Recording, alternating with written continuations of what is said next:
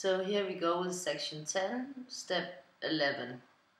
And this is another very basic pattern that we're going to be doing. That is very versatile and that you can use in many places, and you don't have to do a double up of them.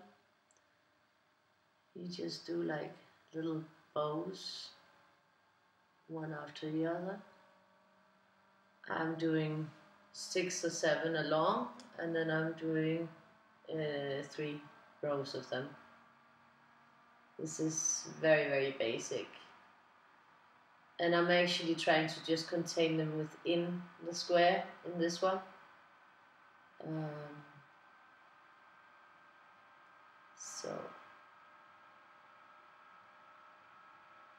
And then you sort of just reach to the middle of the next one.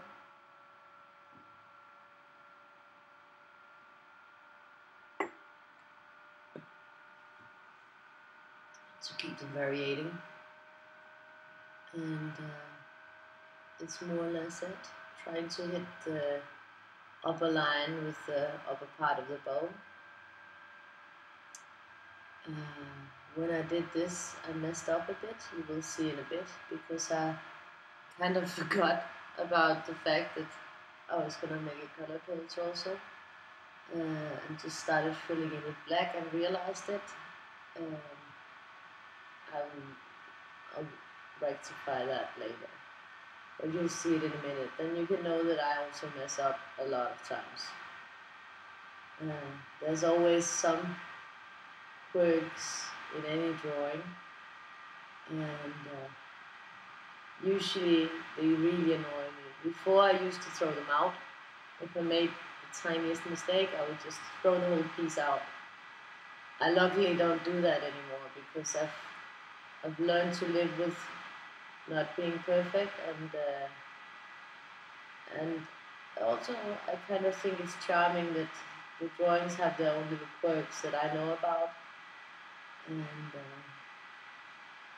since I'm the only one who knows, then I know what is the unique telling point of each drawing, which others may not notice, but I notice, believe me.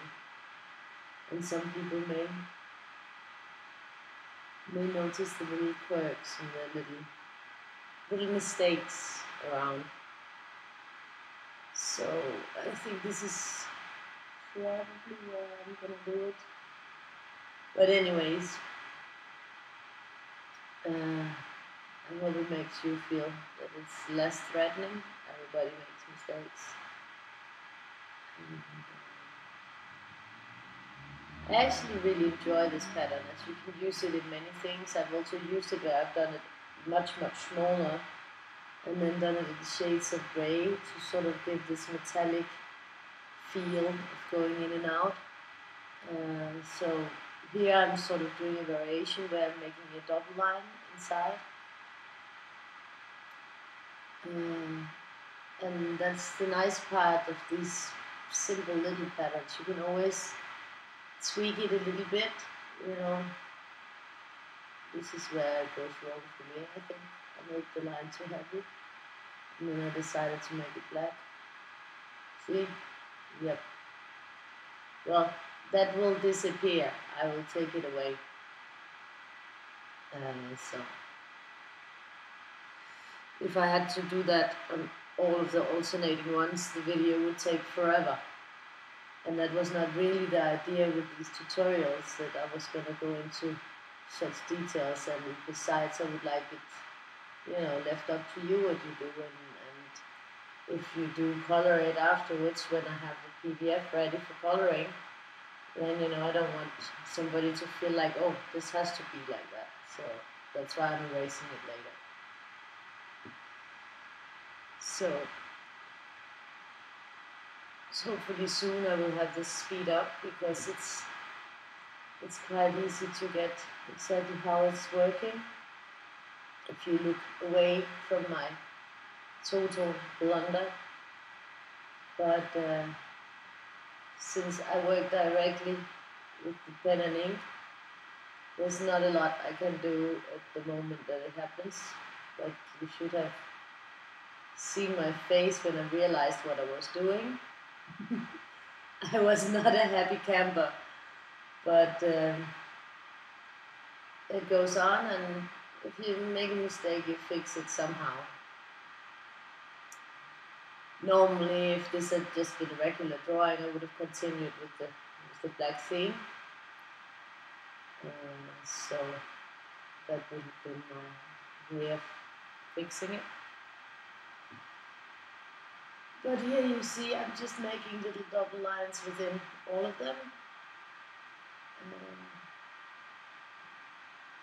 It's quite easy, and there's no real complications to making this pattern, but it's a great one just to have to use.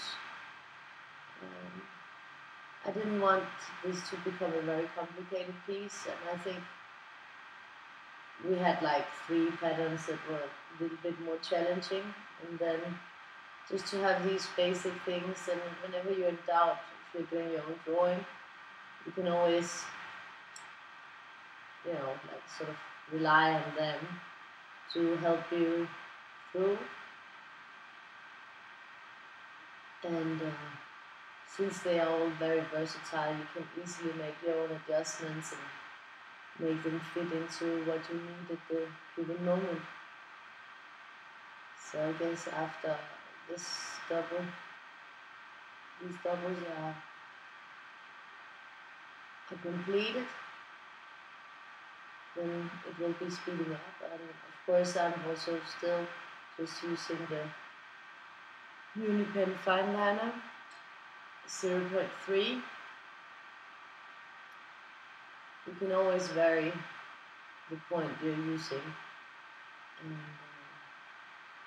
I just hope you are still with me, and I hope you are still enjoying this, and that it proves that it's not that difficult.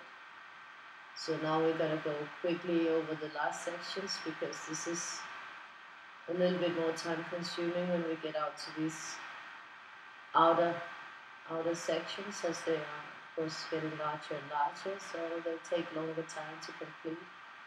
I think this one in total took me about 40 minutes, something like that.